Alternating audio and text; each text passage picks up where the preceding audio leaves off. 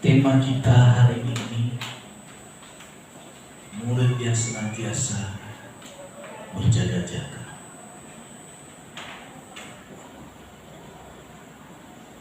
Dan ayat firman Tuhan, ayat ini Mas sering digunakan untuk kematian, yakni tentang kebangkitan orang mati.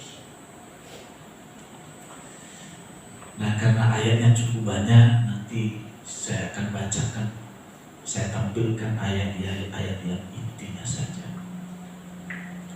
Nah, skema ini tidak bisa kita bahas sepenuhnya, tapi kita masuk dulu dalam ayat firman Tuhan. 1 Tesalonika 4 ayat yang ke-14. Saya bacakan.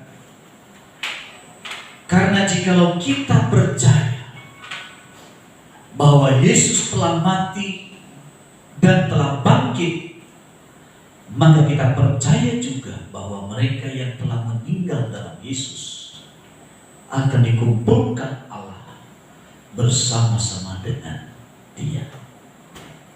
Saya akan kembali ke atas sebagai kata pendahuluan.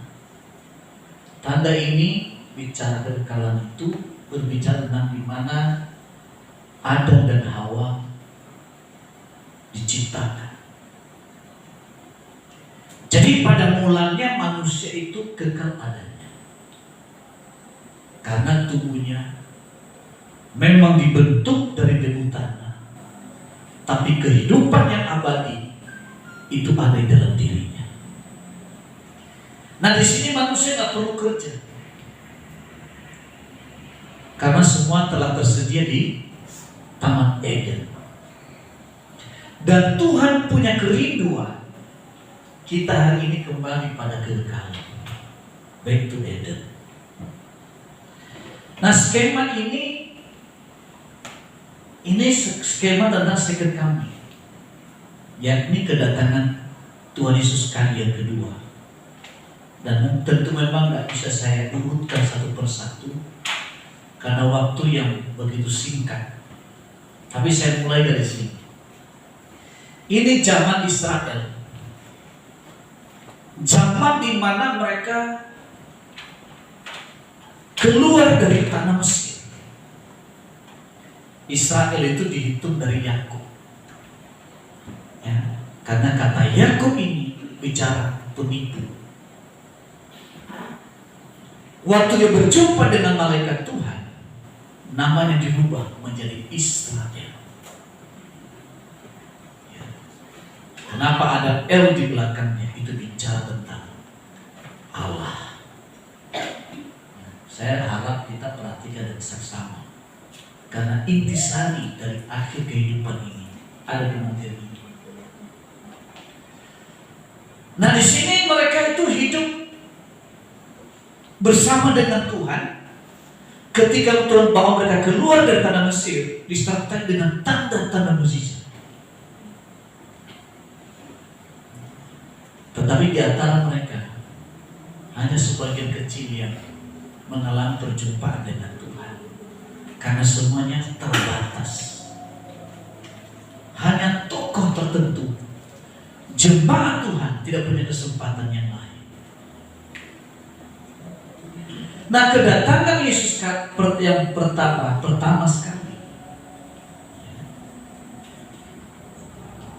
maka hukum yang ada di perjanjian lama digenapi melalui Kristus. Tuhan belajar ini juga kan? Nah, melalui apa? Melalui kematiannya. Apa itu hukum Taurat? Kasihilah Tuhan Allahmu, kasihilah manusia, hormatilah ayah dan ibumu, jangan bersaksi dusta, jangan mengingini milih sesamamu, istrinya atau hambanya, dan lain sebagainya. Menurut hukum Taurat, kalau 9 hukum ini kita lakukan, tapi satu kita abaikan, maka kita bersalah untuk seluruhnya. Saudara, kutuk datang. membuat manusia miskin secara rohani dan juga secara jasmani.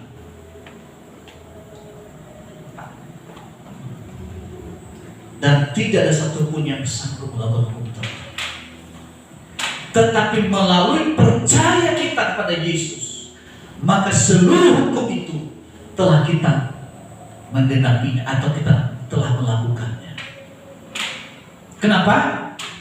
Karena melalui percaya Yesus sebagai Tuhan dan Juru Selamat, maka hukum Taurat itu telah kita lakukan dengan sempurna. Meskipun juga banyak orang yang bermain-main untuk ikut Tuhan Yesus, ya kan? Penggenapan itu telah digenapi melalui tubuh Yesus, di mana Dia rela tersalibkan, yaitu menyalibkan tubuhnya yang melambangkan sifat perbuatan kita ditimpakan kepadanya. Yang pertama, saudara, tangannya kan dipaku. Yang tukang nyolong, yang tukang berantem, ya, mukanya diludahi karena mulut kita ini sembarangan kalau ngomong sama orang. Apalagi lambungnya ditikam. Nah, lambungnya itu dekat dengan jantung, ya. Dan di sana itu keluar air dan darah. Air itu bicara menyucikan, darah itu bicara menguduskan. Kakinya juga sama, dipaku. Kepalanya juga dikenakan mahkota duri yang melambangkan pikiran kita yang salah. Jadi kita ini diselamatkan, dibenarkan oleh karena iman, percaya kepada Yesus, ya. Sehingga kita yakin orang yang percaya Yesus memiliki kepastian keselamatan. Masalahnya, kamu mengambil keselamatan itu atau tidak? Tergantung respon kita. Ya. Saudara kasih Tuhan, ketika Yesus mati, disinilah gereja lahir. Gereja lahir itu dimulai dari Yerusalem. Dari 120 murid kumpul bersama-sama, dan secara bersamaan mereka dipenuhi dengan Roh Kudus. Di dalam perjanjian lama hanya tokoh yang dipenuhi Roh Kudus. Tapi dalam perjanjian baru, setiap orang yang percaya Yesus punya kesempatan yang sama untuk mengalami perjumpaan dengan Roh Kudus. Nah, saudara kasih Tuhan, di sini terjadi seorang Rasul Petrus, orang yang tidak terpelajar, bayangannya saja mampu menyembuhkan. Ini luar biasa. Tetapi di sisi lain juga, Tuhan juga mau mengajarkan kita supaya kita mempersiapkan diri sebelum Yesus datang kali yang kedua. Karena kedatangannya seperti berjubel. Tapi tanda kedatangan Tuhan Yesus dia beritahukan dalam Matius 24. Dikatakan kalau terjadi nanti suku melawan bangsa melawan bangsa, kerajaan melawan kerajaan, gempa bumi gerupaan terjadi mana-mana, ingatlah, belum, itu baru permulaan. Jadi kalau hari-hari kita melihat perang suku sudah, apalagi kerajaan melawan kerajaan sudah, bencana alam sudah. Dan menurut prediksi Badan Meteorologi, ini Pulau Jawa ini ke depan ini terbagi dua. Ini Badan Meteorologi ya, dan tidak ada satupun yang membantah. Nah, kalau terjadi, ya, terjadi misalnya Pulau Jawa terbagi dua, berapa juta orang yang harus mati? Luar biasa. Tapi Tuhan katakan, itu baru permulaan.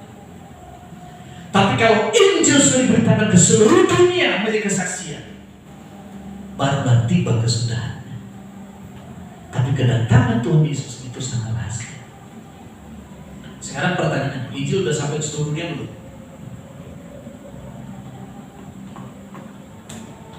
Masih ada beberapa negara yang belum tersentuh Injil. Kenapa? Di negara tersebut siapa yang tidak agama, dia akan dihukum gantung. Di Indonesia masih enak loh, kita pindah agama bebas, sesuka hati kan. Tapi di negara tertentu dia akan kena hukuman gantung. Ya, sampai saya sebutkan. Nah, Alkitab berkata kedatangan Tuhan sekali yang kedua tidak ada yang tahu. Kalau ada dua orang sedang di ladang, tentu mungkin seperti suami istri yang saling mencintai. Tapi saudara ingat, surga itu masing-masing. Alkitab mengatakan satu yang diangkat dan satu tertinggal. Sekali lagi, kalau ada orang sedang tidur berdua, ini kebetulan suami istri. Kalau bukan suami istri, jarang tidur berdua. Satu yang diangkat, satu yang ditinggal. Nah sekarang, kalau Anda lihat film yang dibuat oleh Christopher, ada seorang yang tukang becak. Tiba-tiba tukang becaknya hilang, hanya ada pakaiannya. Akhirnya ketabrak mereka itu di trotoar, jatuh mereka. Saya marah-marah, mana sih tukang becak? Oh hilang. Ada lagi sedang membajak ya, kerbau. Tiba-tiba yang satu hilang, dipanggil-panggil, Pak Lukas. Yang dilihat cuma pakaian. Tapi kan ada di sini ya. Ada sedang di pesawat, tiba-tiba pilotnya hilang, lalu terjadi ledakan di atas di udara. Ya, kuburan saudara terbelah. Nah pada waktu itu saudara, gempar seluruh dunia, jaringan internet, ya, satelit rusak. Tidak satu pun yang mampu menyelesaikannya. Kemudian saudara kasih Tuhan, ya, disitulah Israel dalam waktu yang bersamaan, Israel dibenci seluruh dunia. Waktu dibenci seluruh dunia, Yerusalem dikepung. Kenapa dibenci? Karena Anda lihat yang sekarang masjid di mana berdiri Masjid Al-Aqsa itu, Israel meyakini menurut fakta sejarah bahwa itulah tempat bait Allah yang dibangun oleh Salomo. Makanya kalau Anda lihat di sana, ini bangunan di tengah itu kosong, dan Israel telah mempersiapkan pembangunan dari bawah. Di mana pada waktu sekejap bait Allah ketika dibangun tiba-tiba naik, waktu naik maka otomatis bangunan di atasnya roboh. Nah bayangkan kalau roboh itu terjadi perang dunia, itu disebut peperangan yang luar biasa. Ya. Nah waktu itu karena seluruh dunia termasuk mungkin ya Eropa, Amerika membenci Israel, menyerang Israel. Israel kalah. Waktu kalah, disitulah Antikris menyatakan diri sebagai Mesias. Dia berikan kemenangan bagi orang Israel. Menang, mereka selamat. Nah Antikris yang disebut iblis ini duduk di bait Allah sebagai Allah yang disembah. Korban bakaran dipersembahkan. Saudara, berapa lama? Hanya 3,5 tahun. Dia menunjukkan kebaikan. Israel waktu itu makmur di seluruh dunia, populer seluruh dunia, hebat. Yaitu 3,5 tahun ini. Israel tertipu. Dan pada waktu itu juga kemungkinan besar juga banyak orang Kristen yang tertipu. Nah, kemudian terjadilah namanya sensus penduduk. Dan kalau sensus penduduk itu sebagai data untuk memberikan identitas. Kalau sekarang ini kita ada nomor identitas atau KTP. Nih. Ya. Tapi sekarang ini saudara, dalam bentuk belangko dan dalam bentuk HP digital.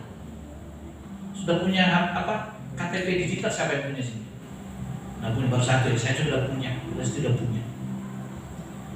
Tapi sensus selanjutnya, pendataan nanti ketika Antikris setelah 3,5 tahun ini, bukan dalam bentuk belangko, bukan dalam bentuk elektronik, tapi dalam bentuk chip yang dimasukkan di tangan dan juga di dada. Tertipunya banyak orang nanti dengan cara mengatakan ini cuma data aja kok,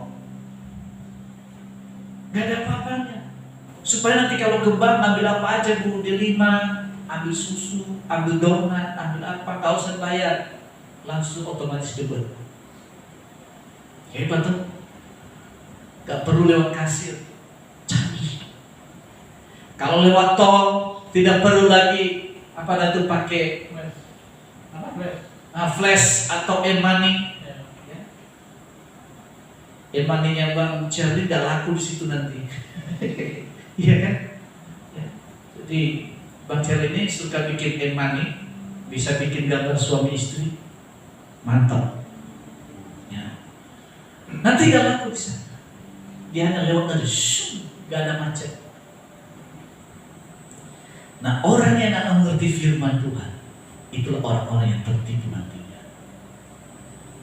Wah. Tapi ingat, jin yang dipasang adalah menterai daripada iblis, di mana tidak ada kesempatan yang kedua untuk bertobat. Nah, ini dia. Nah, di sini itu terjadi. Tadi di sini kan Israel kalah, tapi gereja Tuhan diangkat. Nanti saya tampilkan ayatnya.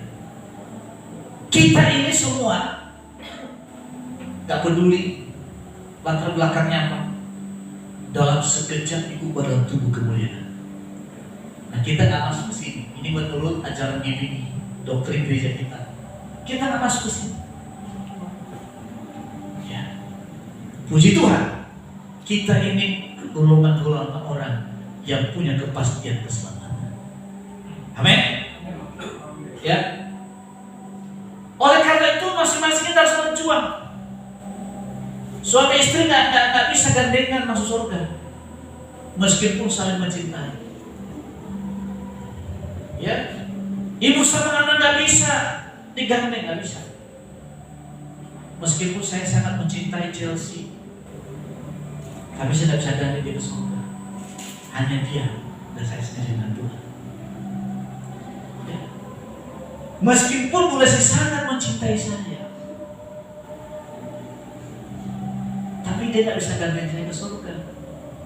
Sebaliknya juga demikian. Saya tahu Bang Charlie ini sangat mencintai Da Vinci, sehingga dia fight, sehingga bukan lagi dua melainkan satu. Tapi untuk masuk surga tidak bisa ada beda. Masing-masing. Saudara, di film Christopher itu bagus. Ada suami yang ya istilahnya bersama-sama gereja dengan istri. Istri yang serius dengan firman, suaminya ogah-ogahan. Disenggol dulu sama istri baru serius. Minggu selanjutnya istrinya ngomong, "Pak, kita gereja." Ngapain? Kalau Pak Pendeta itu nakut-nakutin aja. Dulu zaman Jepang lebih susahin daripada sekarang. Tapi Tuhan gak datang. Hari ini saya ada project. Nah, istri sama anaknya ke gereja. Dia juga pergi juga di sebuah restoran, di hotel restoran. Juga di hotel itu restoran biasanya yang bagus. Ya, Saya dulu sama Bu Lesti waktu bulan madu, kami di Borobudur, di restoran mewah. Nah, habis makan siang di restoran, ketemulah seorang gadis. Check-in bersama. Habis check-in ketemu dengan pendetanya, sedang makan di restoran.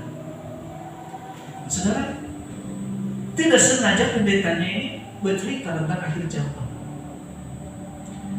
Memang Pak Pendeta bukan sekedar teori itu.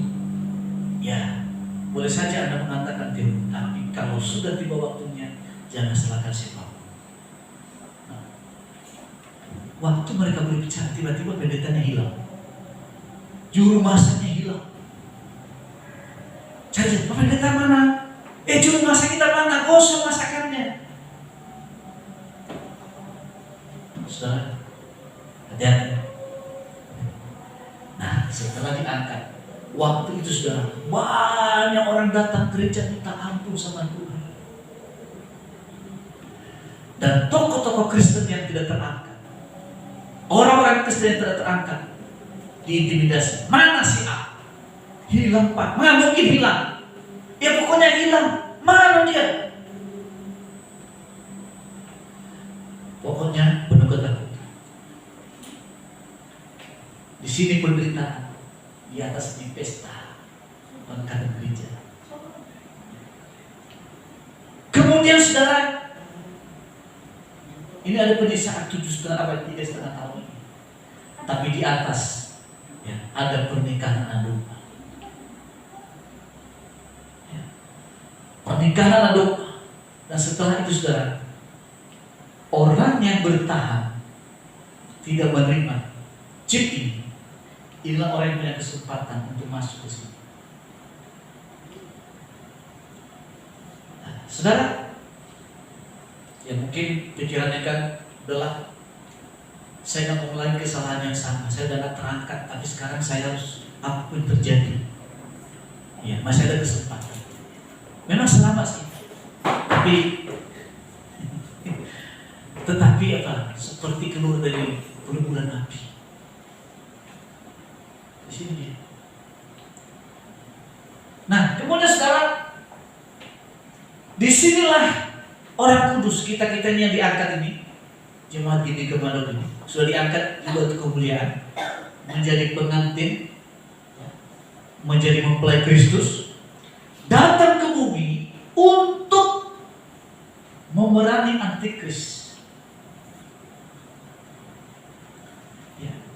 Antikris dikalahkan, dan orang yang tidak menerima tanda ke-666 itu, mereka diselamatkan, tapi belum menjadi mempelai, tidak bisa dimempelai, yaitu diberi kesempatan masuk di kerajaan 1000 tahun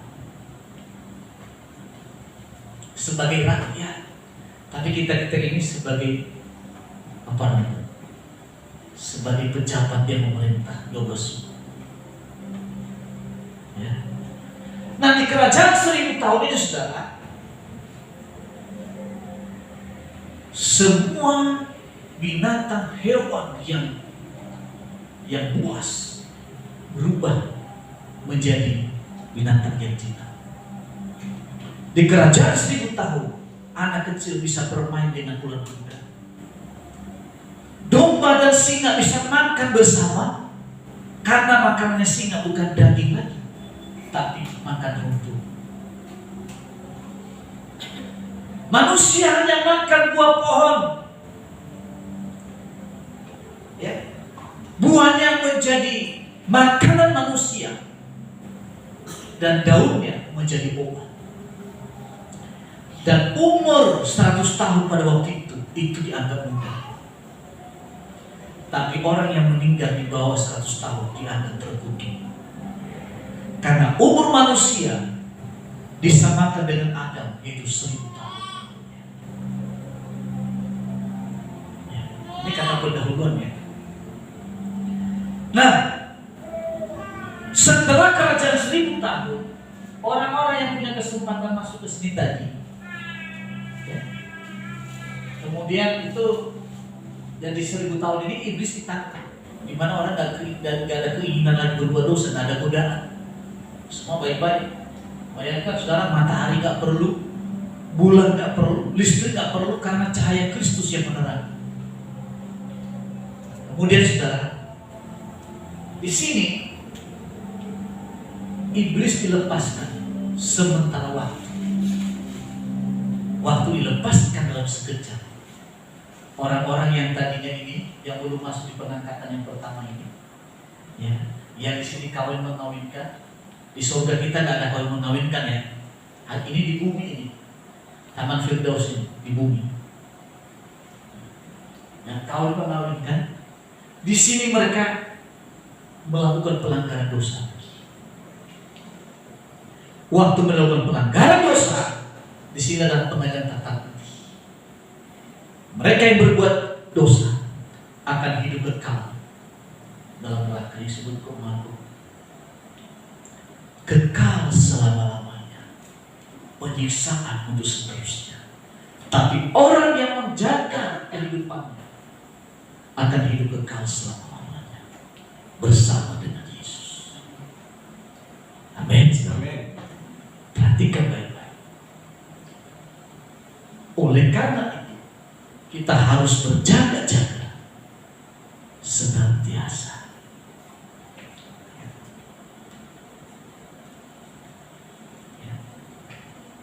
Murid yang senantiasa berjaga-jaga.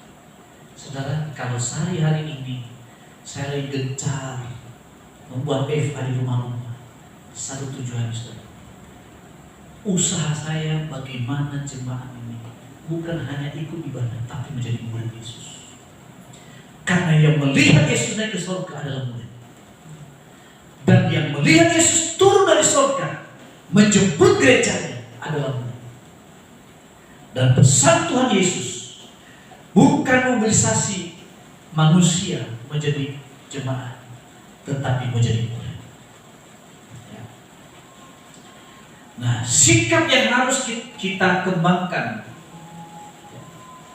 yang harus dikembangkan oleh murid Kristus di akhir zaman ini adalah sikap berjaga-jaga. Tuhan Yesus pernah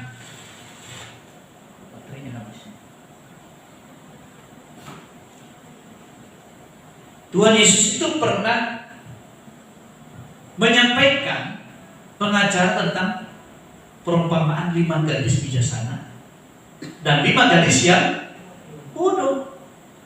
Semua punya kelemahan, semua bisa ngantuk, tapi yang membedakan mereka ini ketika mempersiapkan pelita. Yang satu gak punya cadangan, yang satu dia punya cadangan. Nah, mereka menunggu mempelai karena budaya orang Yahudi itu, ya, ada istilah itu seperti kejutan. Mempelai ketika menjemput mempelai perempuan, makanya seperti malam hari. Nah, kemudian mereka menunggu mempelai jam berapa datang dengan harapan mungkin jam 10, jam 11, jam 12. Ternyata tidak datang juga. Akhirnya manusia normal kalau dalam malam pasti ngantuk. Sedangkan pelita mereka terus menyala karena ada orang yang tidak bisa tidur tanpa lampu. Makanya nyala terus pelitanya. Lama-kelamaan kan minyak habis kan. Tiba-tiba mempelai datang. Mereka mau jalan susah. Karena mereka nggak bawa cadangan, otomatis sudah tolong dong bagi minyaknya. Gadis yang bijak mengatakan, nanti kalau saya bagi, tidak cukup buat kamu, juga buat saya. Lebih baik kamu cari. Ya. Ini orang-orang teledor ini. Orang yang sudah berada waktu menggampangi segala sesuatunya. Nah, mereka dapat juga minyak sih. Gadis yang bijak, yang pelitanya ada cadangan minyak, menyambut mempelai dan masuk ke pesta. Sedangkan gadis yang bodoh, mereka cari minyak ketemu, tapi Tapi pintu rumah pesta ini telah ditutup dan tidak punya kesempatan. Jadi saudara, hari-hari ini ayo bersama-sama berjaga-jaga. Jadilah menjadi gadis yang bijaksana. Ya. Saya berharap ke depan pemimpin-pemimpin FA akan muncul. Ya. Jadi saya nggak perlu datang lagi, jangan sendiri. Gak usah pakai persembahan, udah yang penting doa. Ya. Jadi yang harus kita lakukan pertama, percaya dikumpulkan bersama Tuhan. Yang tadi kita udah baca. Ini tadi. Dasar dari keyakinan ini adalah karena Yesus terlebih dahulu telah mati dan telah bangkit dari kematian. Jadi Yesus kenapa mati? Masuk ke alam maut untuk mengambil kunci kerajaan maut. Satu, untuk menyatakan orang yang mati, yang percaya Yesus sebagai Tuhan Juru Selamatnya, meskipun mati secara fisik, tetapi pada waktunya akan bangkit dan diubah menjadi tubuh kemuliaan. Oleh karena itu tidak usah takut mati. Tapi juga lebih bagus panjang umur, tapi dengan hidup bersama dengan Tuhan. Ya, tapi kalau kematian tiba-tiba datang, jangan takut. Karena kematian itu hanya tutup mata ketemu dengan Tuhan. Ya. Kematian dan kebangkitannya menjadi model sekaligus jaminan akan kebangkitan setiap orang percaya. Jaminan. Saudara, kalau Anda ikut sebuah tokoh, dia menjanjikan surga, dia sendiri belum masuk surga, kamu gak kacau balau tuh. Ada yang meyakini agamanya paling benar, tokohnya paling benar, tapi mati tidak pernah bangkit, sampai harus didoakan biar masuk surga. Tapi Yesus Kristus tidak perlu didoakan supaya masuk surga, tapi dia berdoa untuk kita semuanya supaya selamat, supaya setiap orang yang percaya tidak ada binasa, melainkan beroleh hidup yang kekal. Amin. Betapa sialnya orang Kristen meninggalkan Yesus hanya karena dia keren.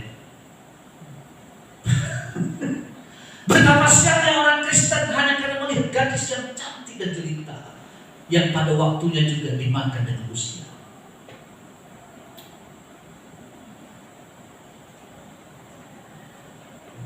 Mutiara dibuang begitu saja. Ya. Kita tetap bersiaga karena keyakinan kuat bahwa Allah akan mengumpulkan bersama-sama dengan Dia mereka yang telah meninggal. Ya. Ada pengharapan. Percaya? Yakin? Yakin? Aku percaya berkat-Mu atasku melimpah, kebajikan kemurahan selalu mengikutiku. Ku puji, ku sembah Kau Tuhan. Kita tetap bersiaga. Ya. Kita ini semua masing-masing punya salib. Ya, mungkin karakter kita salib itu, kebiasaan, keteledoran kita, kemalasan kita itu juga salib yang harus kita taklukkan. Orang yang suka-suka menunda waktu itu merupakan salib yang harus kita pikul. Yang kedua, saudara, percaya akan dibangkitkan oleh Tuhan.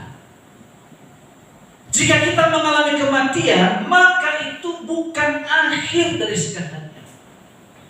Kematian justru menjadi penanda sebuah kehidupan baru di dalam Dia.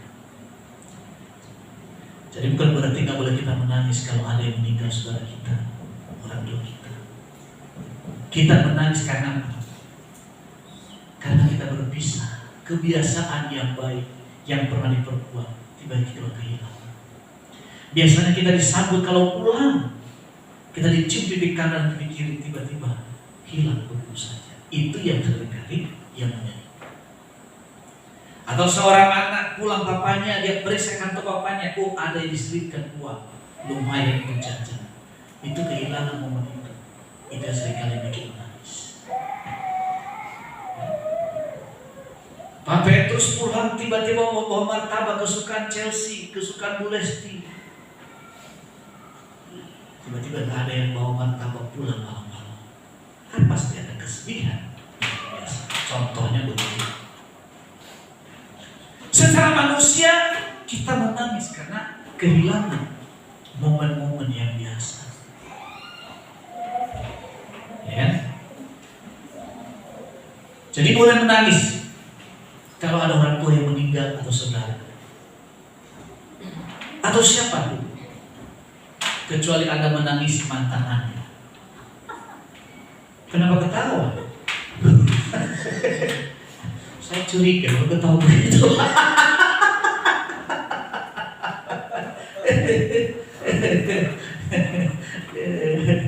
Aduh. Nah, itu nggak boleh. Kenapa Panca mengatakan diusap dada hati dadanya karena dia kehilangan. Ya sejak sedang mulai jangan sudah ngantuk itu ya, supaya jangan ngantuk aja. Kematian dan kebangkitan yang menjadi model ya.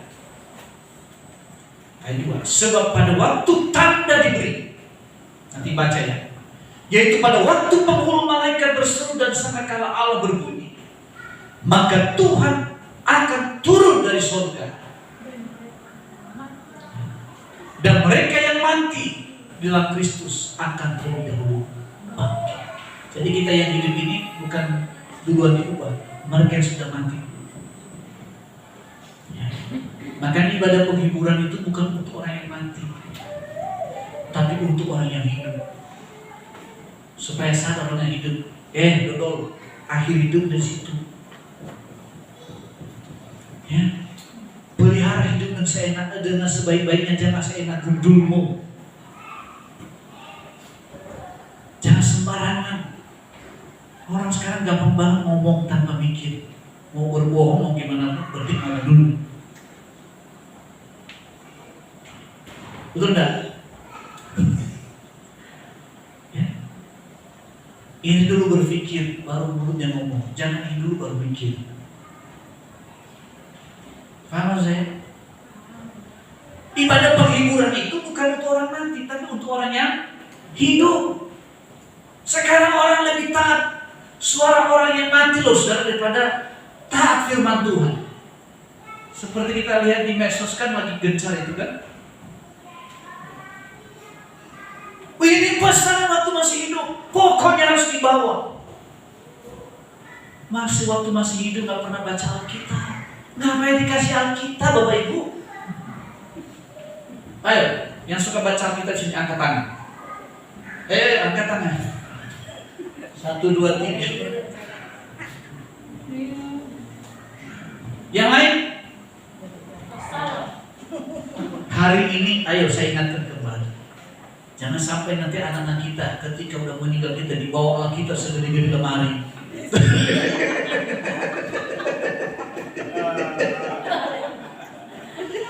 Yang baca Alkitab di sana siapa? Ya kan? Waktu masih hidup, saudara. Ada lagi menghormati orang tua, pokoknya orang tua saya biar utang sekalipun yang itu dipestakan pesta besar. Menghormati orang tua bukan pada waktu dia udah mati, tapi waktu dia masih hidup, berikan dia kebahagiaan. Amin. Bukan saya melarang ya, tapi kita harus tahu prioritas menghormati orang tua itu. Jangan pesan-pesan yang sudah yang gak jelas kita ikuti firman Tuhan. Ada lagi datang ke kuburan. Opung, berkati cucumu ini ya. Coba kan dia ngomong, apa ini lari begini. Ya kan? Heran saya mana orang Kristen datang ke kuburan. Horas Inang, coba ngomong. Horas juga Inang. Saya percaya Pak Egur kalau datang ke sana lari begini.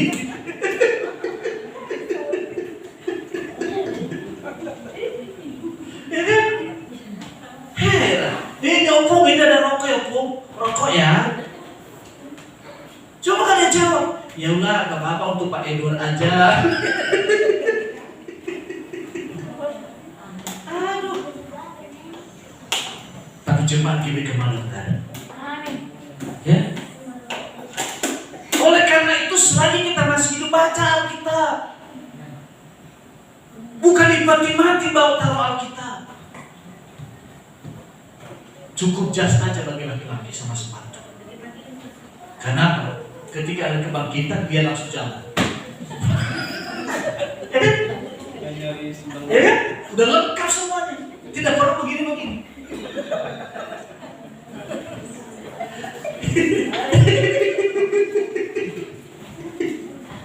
Iya. Ada orang tanya ke saya, Pak Pendeta, kenapa seorang Kristen pakai jas, pakai gasik, pakai sepatu? Saya bilang begini, kalau orang Kristen percaya ada kebangkitan orang mati, waktu dia bangkit dan sudah tegak berdiri, dia jalan.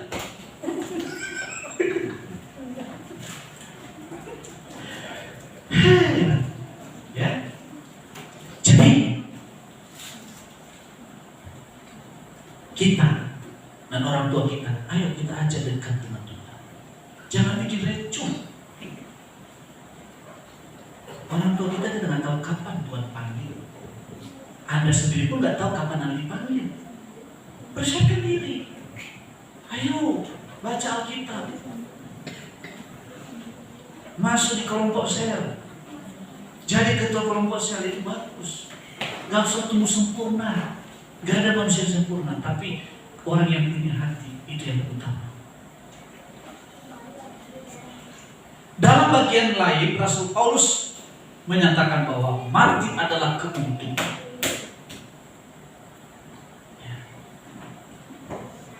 Dalam Filipi 1:21, karena bagiku adalah Kristus dan mati adalah keuntungan. Kenapa? Karena ketika dia mati, tugasnya selesai dan dia bertemu dengan Tuhan. Tapi orang yang sembarangan, kematian adalah ketakutan, karena sebentar lagi dia masuk penyiksaan. Karena pasti akan dibangkitkan oleh Tuhan. Orang percaya dibangkitkan bukan untuk dihukum, melainkan untuk menjalani kehidupan kekal bersama Allah. Lagi bahagia dan rohnya penuh sukacita. Dia ingatkan sama orang dewasa, dengar baik-baik khotbah saya. Ya, percaya akan dihiburkan Tuhan. Sebagai murid Kristus, kita bersiaga di akhir zaman karena masa depan yang penuh dengan kepastian. Maka dari itu, hindari nafsu seperti Esau. Esau itu menjual kesulungannya hanya sepiring bubur kacang merah. Terlepas Yakub itu menipu dia ya. Sebetulnya saudara, Esau itu nggak bermaksud menjual kesulungan. Betul nggak? Bercanda, hanya bercanda. Sama seperti kita. Kalau Anda berbuat salah, memaki-maki orang, nggak bermaksud juga serius menghina orang, betul nggak? Kita sembarangan hidup tidak bermaksud menyakiti hati Tuhan, bukan berarti mau jauh dari Tuhan, bukan. Ya mungkin hanya bercanda, tapi akibat percandaan itu saudara, yang kehilangan momentum dalam hidupnya. Apa itu? Hak keseluruhannya tetap dipindahkan pada Yakub. Atau mungkin ya saya pura-pura kok Pak mau meninggalkan Yesus. Cuma 2 kata aja saya sebutkan kok. Cuma 5 kata aja saya ucapkan kok. Yang penting kan hati saya sama Tuhan. Ya. Ingat, Alkitab mengatakan, jangan berikan mutiara kepada babi. Itu kata Tuhan Yesus. Anda tahu nggak babi? Babi itu selalu kembali pada walaupun daging babi itu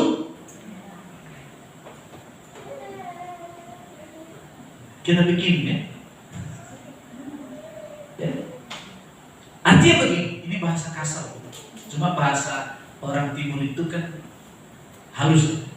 Setiap orang Kristen yang tidak menghargai anugerah Tuhan, sepertinya Tuhan katakan orang itu babi. Ya. Sadis kan? Cuma dipakai dengan perumpamaan. Karena kalau Tuhan Yesus mengatakan itu pada waktu itu, bisa kerusuhan terjadi. Ya pakai bahasa istilah. Jangan memberikan mutiara kepada babi. Karena babi akan kembali pada kubangan. Dan anjing selalu makan muntahnya.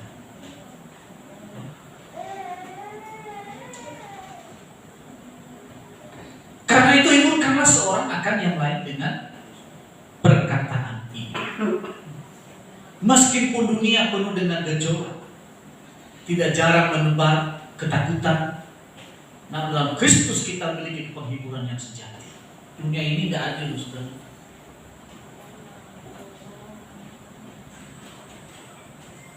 Kenapa saya katakan tidak adil ini? Ada orang yang hanya membela keimanannya ditangkap. Pernah lihat kan? Dia bela keyakinannya, dia menjelaskan keyakinan, ditangkap. Tapi ada orang yang menghina-hina agama lain, dibiarkan berkeliaran. Betul nggak? Betul nggak? Lihat nggak? Saya ikut mesos, dibiarkan. Tapi nggak masalah. Anda lihat yang hina-hina agama Kristen. Ada yang kentutin Alkitab, sekarang udah mati. Dia nantang Tuhan. Dalam 40 hari Tuhan bunuh saya. Tuhan nggak bunuh dia. Malaikat Tuhan dulu nempelin, stroke. Itu pun masih ada kesempatan untuk mau berbalik. Tidak sadar-sadar juga. Sekarang sudah inna ilahi wa inna ilahi. Ada lagi itu saudara, sudah dikasih kesempatan panjang. Begitu dia mau ibadah, mati di situ. Ada lagi yang mengaku-ngaku sebagai imam di katedral, padahal umurnya aja baru belum masih di bawah umur saya. Mana ada imam umur 19 tahun? Baik terjadi kesempatan panjang sudah diingatkan, mati tiba-tiba masih muda. Ada lagi itu saudara mantan Katolik yang menjadi tokoh tertentu, fenomenal. Satu keluarga tewas di tol. Satu keluarga. Ada lagi seorang perempuan menghina-hina Tuhan Yesus. Tuhan Yesus nggak menggebuki dia, kan? Malaikat. Sekarang stroke, cantik orangnya sudah. Cantik. Benar-benar cantik, memang cantik, saya lihat videonya. Sekarang stroke, pakai tongkat 2 kanan kiri. Itu juga belum sadar. Kalau dia Tuhan, masa dibuat saya begini? Ya memang bukan Tuhan yang bikin seperti itu, malaikat. Itu pun peringatan, bertobat kamu. Artinya saudara, itulah hiburan dari Tuhan. Ini loh, sebetulnya begitu mudah bagi saya melibas seperti mereka. Tapi saya biarkan keyakinanmu sejauh mana. Kamu minder gak jadi orang Kristen? Kamu malu gak jadi orang Kristen? Bawa Alkitab jadi bungkusin. Begitu dia orang tanya, apa yang bungkusan om? Kain celana. Saya di sisi lain, saya senang dengan preman-preman itu, percaya diri mereka walaupun perlu di Injil. Kalung salibnya sudah segede-gede balok. Ini benar. Tapi sisanya dia preman. Tapi salibnya sudah segede balok. Dia bangga di pasar dia jalan. Mental seperti ini sebetulnya cuma saudara belum dipulihkan. Tapi saya rindu kita punya percaya diri, tapi manusia rohnya juga harus dihidupkan. Amin. Ya. Kalau ada pergi daerah timur, saudara, orang nyanyi rohani itu sambil minum, Yesus obat yang setia. Iya. Gak percaya, coba aja ke daerah sana. Nyanyi. Saya berharap, saudara, keadaan ini akan membuat kita memiliki keberanian untuk menghadap takhta, menghadap tangan dan setia akhir zaman. Tantangan dan setia di akhir zaman ini, karena dapat hiburan di dalam Tuhan. Terus terang aja saudara, saya sebetulnya terhibur dengan yang menghina Kristen tiba-tiba mati, tiba-tiba stroke. Dan saya tidak terhibur dengan itu. Tapi saya prihatin. Saya sedih kenapa orang ini tidak sadar sebelum waktunya. Tapi di sisi lain juga saya bangga, Tuhan Yesus itu yang luar biasa. Andai kata aja dia misalnya terpancing dengan omongan orang menantang itu, berapa juta orang yang harus mati. Dan juga kesempatan yang biasa. Anda ingat dulu beberapa tahun yang lalu 2017 kasus Ahok. Apa testimoni yang terakhir? Terus memang sama Ahok saya nggak tahu simpati terus terang. Tapi saya ingat bahasanya. Kalau saya katakan mana yang bagus kita ambil. Lebih. Siapapun yang menzalimi saya akan buktikan satu persatu dipermalukan. Benar. Ada yang tiba-tiba mati, sekarang udah mati kan? Ahok dipenjara 2 tahun, dia juga masuk penjara. Dan organisasinya dibubarkan. Ada yang pecah kongsi dengan besannya di sebuah partai. Setelah pecah kongsi, dibuang dari partainya sampai masalah keluarga karena mereka besanan disuruh naik cerai. Ini ada. Dan bikin partai baru, partainya nggak masuk. Nah sekarang bulan-bulanan orang yang menghina. Ada lagi waktu itu yang teriak, ternyata ketangkap korupsi. Dan itu udah banyak. Kalau saya tuliskan semuanya, udah banyak. Dan kalau saya sebutkan satu persatu, nanti saya ditangkap. Iya, ada undang-undangnya, nggak boleh. Saya ditangkap nanti. Dan GBI juga kasih teguran ke saya. Kenapa saya mengatakan ini? Ini peringatan bahwa kalau Tuhan membalaskan hinaan, intimidasi, penganiayaan kepada gereja, khususnya di Indonesia, 3.000 gereja yang ditutup di Indonesia, dalam sekejap selesai. Tapi Tuhan izinkan semuanya itu supaya kita murni motivasi kita sama Tuhan atau kepada dunia ini. Amin.